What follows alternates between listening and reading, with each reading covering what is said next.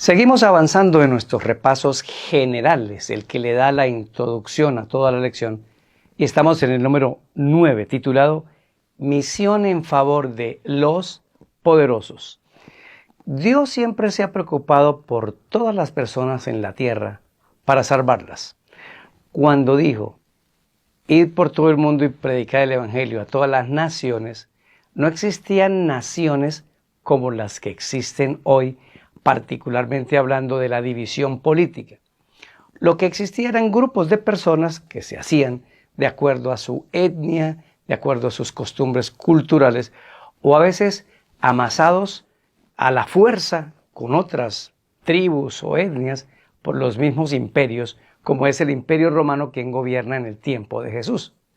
Así que cuando Cristo dice que vayan a las naciones, también está diciendo, vayan a todos los grupos de personas que existen en la tierra. No dejen a nadie, no abandonen a ninguno, no le den más importancia a unos que a otros. Por eso el caso de José de Arimatea, el caso de Nicodemo, el caso de Naamán, son iluminaciones importantes en esto de llevarle el evangelio a las personas. El ministro de Hacienda de una reina de Etiopía que viene a adorar hasta Jerusalén y que Dios designa a Felipe para que vaya y le hable personalmente, es una clara luz del interés que debemos prestar en ese grupo de personas que hoy llamaríamos ricos y famosos. Así que durante la lección de esta semana vamos a concentrarnos en ese segmento, cómo predicarles, cómo llegarles y cómo traerlos a los pies de Cristo. Así que acompáñanos, quédate con nosotros. Bienvenidos. Lecciones de la Biblia. A continuación.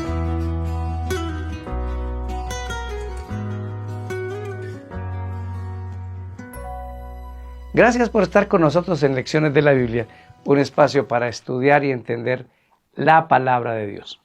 Texto, Mateo capítulo 16, versículo 26. ¿Qué aprovecha al hombre si gana el mundo entero y pierde su vida? ¿Qué puede dar el hombre a cambio de su vida? En muchas versiones esto dice por su alma. La palabra vida y alma son igual y lo vamos a ver un poco durante el repaso. Vamos a dividir nuestro repaso en 3 partes. Número 1, calcule el costo. Pedro le hizo una pregunta a Jesús y estaban ahí todos los discípulos y les dijeron, Señor, nosotros lo hemos dejado todo. ¿Qué tendremos?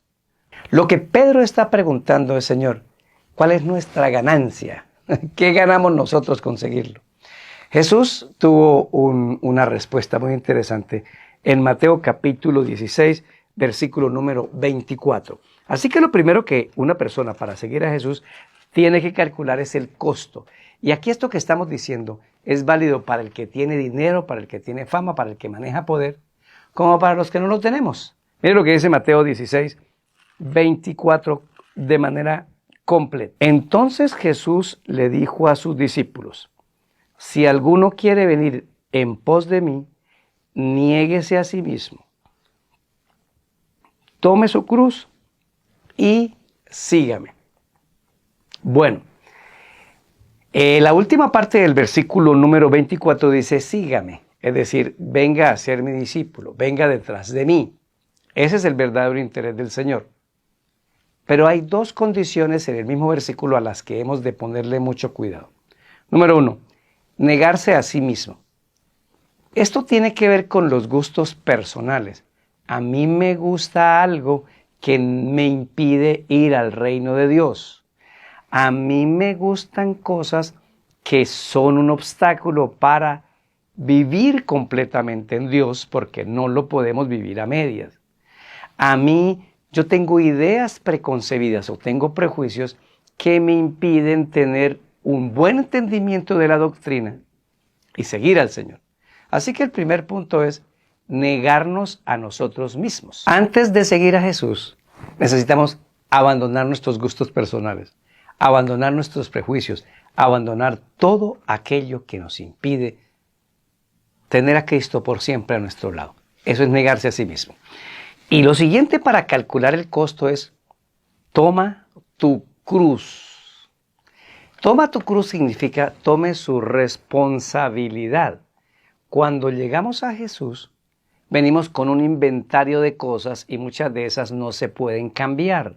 Entonces yo he heredado unas consecuencias de esas decisiones, buenas o malas, que yo tuve antes de venir a Cristo, porque sin Cristo tomamos decisiones equivocadas. Con Cristo tomamos decisiones muy acertadas.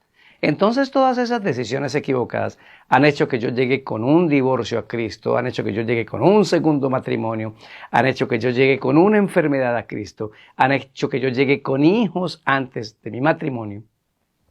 Eso es tomar la cruz. Tranquilo, tome esa cruz, asúmala con alegría y vaya hacia adelante. Esas son las responsabilidades. Pero también se refiere a las nuevas responsabilidades que adquiero. Si yo voy a venir a ser un discípulo de Cristo, debo venir a ser un misionero con el Señor. Algunos venimos a Jesús, pero esa cruz no la queremos tomar. ¿Cuál cruz? Bueno, a veces la iglesia necesita que yo participe en un ministerio, pero no quiero participar. A mí no me gusta la gente que está dirigiendo, a mí no me gusta cómo piensa fulano, entonces no queremos tomar esas responsabilidades. Dos cosas hay que hacer en este cálculo del costo. ¿Cuánto cuesta seguir a Jesús? Cuesta, primero, renunciar a mis gustos, los gustos que me alejan del Señor. No a todos los gustos, porque no hay gustos malos o no hay gustos o pensamientos o ideas que no van en contra de la doctrina bíblica ni de la voluntad del Señor. Y lo segundo que tengo que hacer es, tome su cruz. Solo hasta que estas dos cosas ocurran, yo puedo venir a ser un discípulo. Ahora, dentro de ese costo está el manejo del dinero y cuál es la relación entre lo material y lo espiritual. Miren lo que dice el versículo 26 de Mateo 16. Porque ¿qué aprovechará al hombre si ganare todo el mundo y perdiere su alma? ¿O qué recompensa dará el hombre por su alma? Lo primero que quiero aclarar es la palabra alma. Vamos a Lucas capítulo 9, versículo 25. En Lucas 9, 25, repitiendo este mismo texto, fue traducido mejor. Pues, ¿qué aprovechará al hombre si gana todo el mundo y se destruye y se pierde a sí mismo? La palabra alma es la misma que existe en Génesis 1 cuando se está creando al ser humano. Alma es una persona viva. ¿A dónde van las almas? Pues si están vivas van caminando por ahí, porque yo y tú, vivos, somos un alma viviente. Y el que llevaron al cementerio es un alma que se murió. El alma se muere, porque alma significa las personas. Ahora, volvamos. Dice Mateo 15, 26 y Lucas 9, 25. ¿Qué le pasa al ser humano si se gana todo el mundo, lo acumula todo, y se destruye a sí mismo, su familia, su salud, y destruye la vida eterna? Bueno, pues que no vale la pena.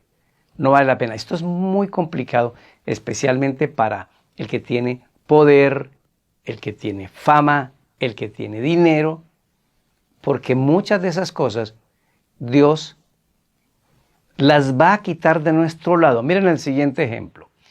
A Zaqueo Dios no le pidió que dejara el dinero. Él lo dejó voluntariamente. Jacob nunca dejó su dinero. ¿Por qué? Porque podían preparar su corazón para tener dinero y servirle al Señor. El uso del dinero. ¿Qué compramos con el dinero que nos permite ganar el Señor? Cosas que nos destruyan.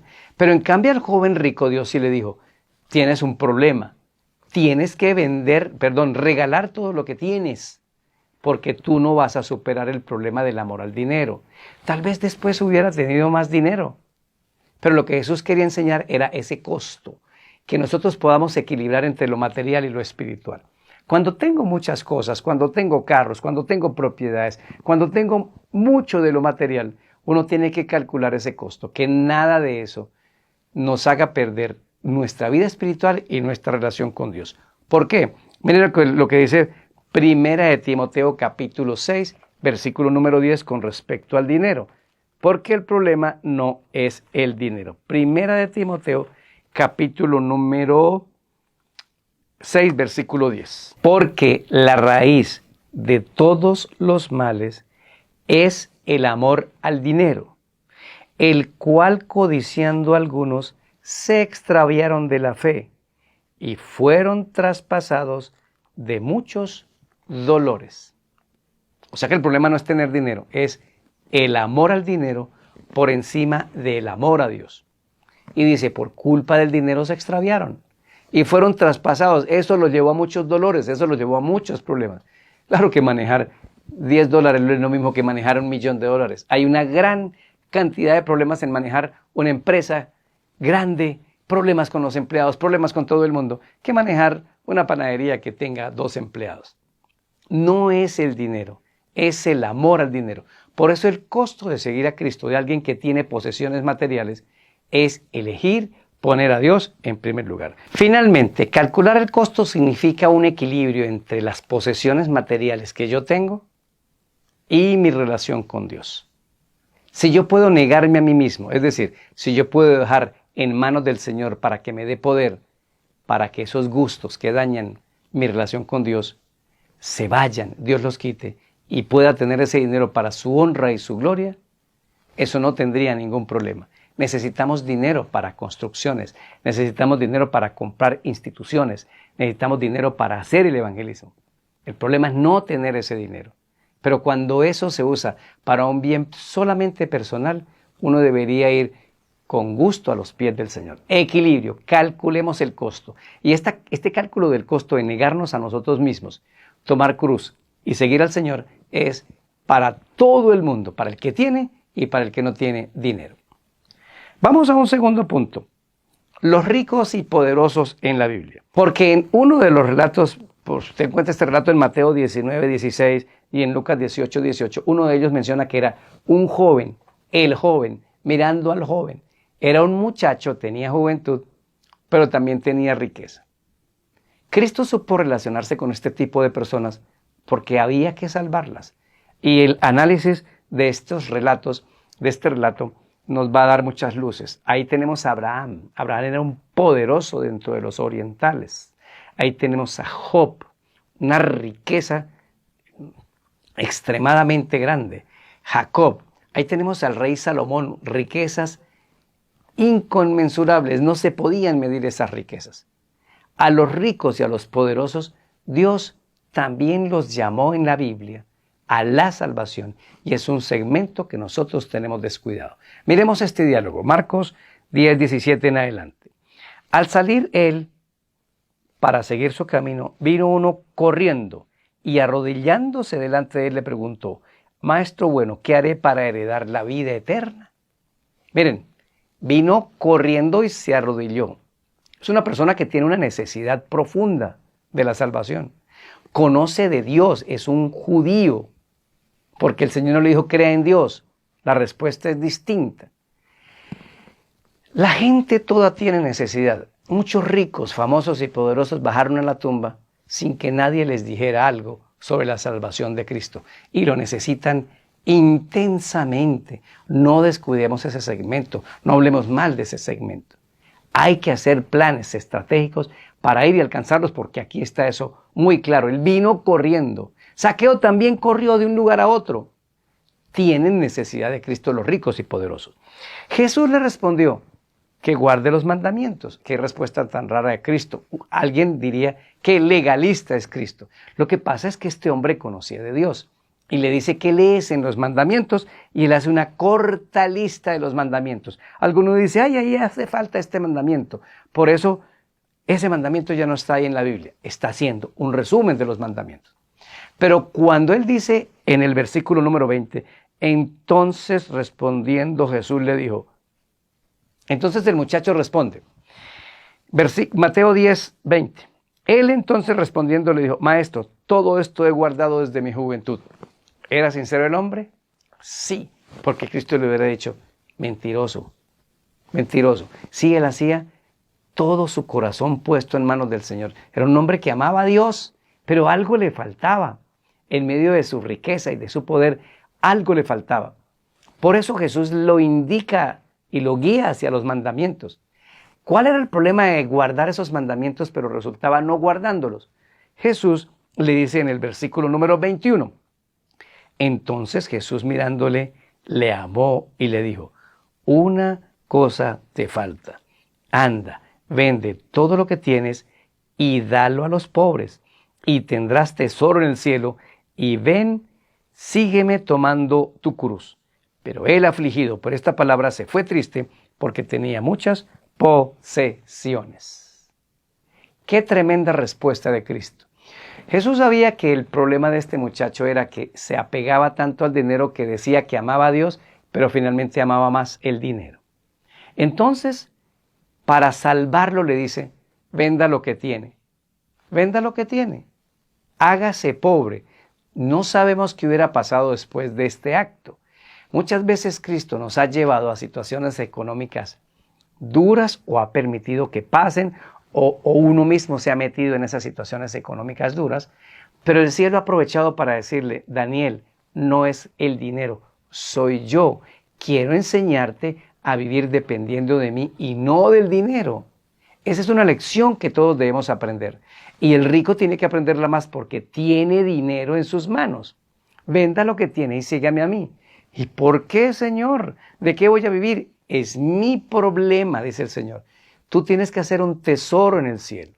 Esto es válido también cuando recordamos que no todos tendrían que vender todo o regalarlo a los pobres todo, porque a Mateo no le pidió eso, a Zaqueo no le pidió eso, a otros no le pidió eso. En este caso era un muchacho que estaba tan apegado que dijo, te vas a perder.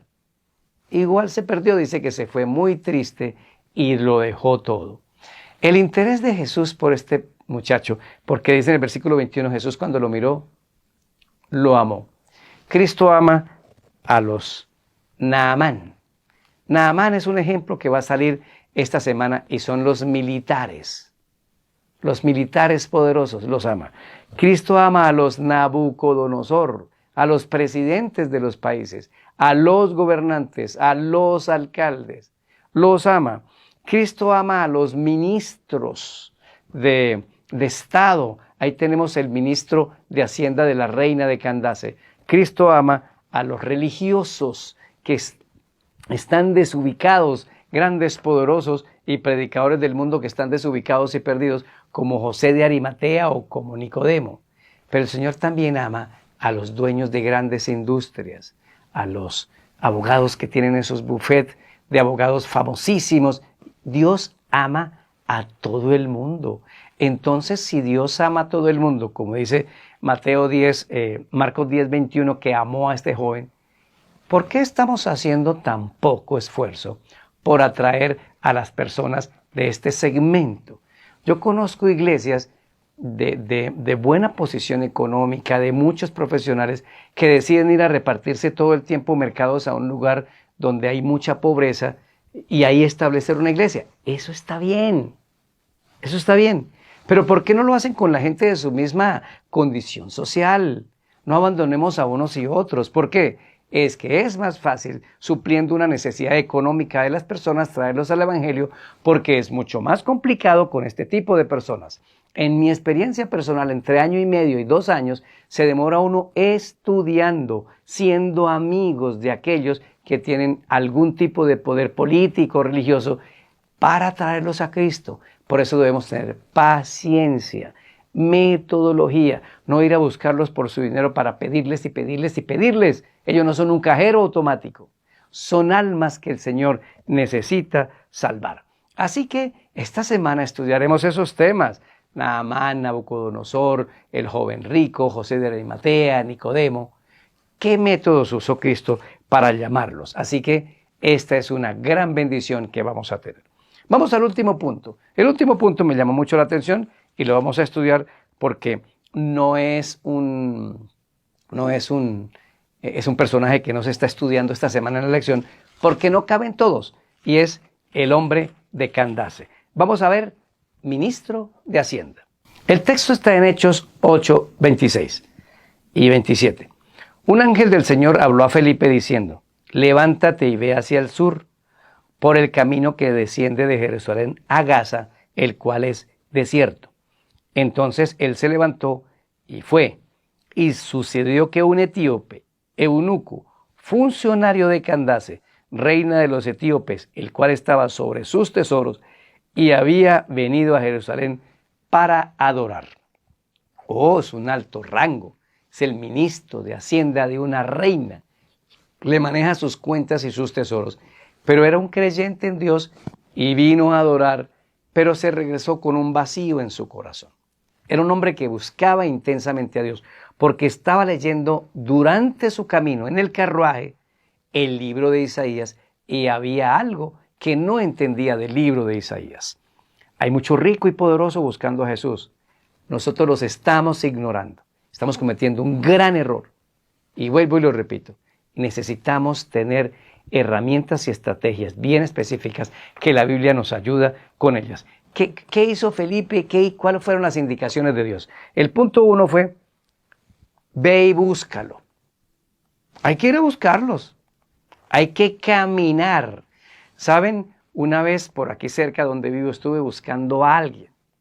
Y yo veía sus vallas publicitarias de político y ya estaba gobernando. Y yo lo buscaba y tuve la oportunidad de estar cerca de unos familiares de él y dije, consíganme una cita. Y por muchas circunstancias no se pudo. Yo no conseguí a esa persona, pero Dios me lo envió en paracaídas y ahora está en mi iglesia. Pero lo que tenemos que hacer es, vamos a buscarlos. Algún milagro, algo hará Dios con nosotros. O nos aceptarán o nos rechazarán, pero tendremos la tranquilidad de haber ido. Dios le dijo, vaya y búsquelo, camine. Y era un calor inmenso. Le advierto, Felipe, es el desierto. Hace muchísimo calor. Pero primer paso, hay que ir a buscarlos. El segundo es en el versículo número 29. El Espíritu le dijo a Felipe, acércate junto al carro. Acércate. Aparte de ir a buscarlos, hay que acercarnos a las personas. Acercarnos significa ganarnos su confianza. No los busque para traerlos a la iglesia, búsquelos para ser sus amigos, búsquelos para atender una necesidad. Búsquelos, acérquese a él. Paso número 3, versículo 30.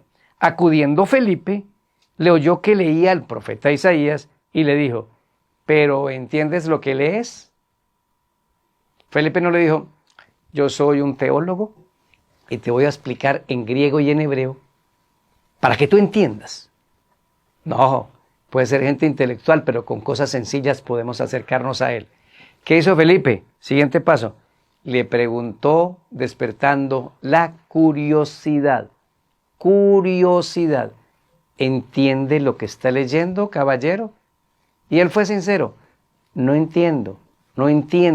¿De quién habla el profeta? ¿De él mismo o de otra persona? ¿Y qué es lo que él está leyendo? Él está leyendo Isaías capítulo 53. El sacrificio del Mesías. Está leyendo de Jesús. Lo que le está haciendo falta. Él vino a adorar a Jerusalén, pero se fue sin conocer de Cristo. Y ahora Dios usa a Felipe para que pueda hacerlo. ¿Cuál es el siguiente paso? Versículo 35. Felipe, abriendo su boca, comenzó. Desde esta escritura le anunció el evangelio de Jesús. Le explicó la Biblia desde la escritura. Ahora, una cosa es explicarle la Biblia a alguien que hizo primaria o que es una persona extraída del campo, cuyo conocimiento del mundo y de muchas cosas es más limitado. Ahí es más fácil. Puede ser.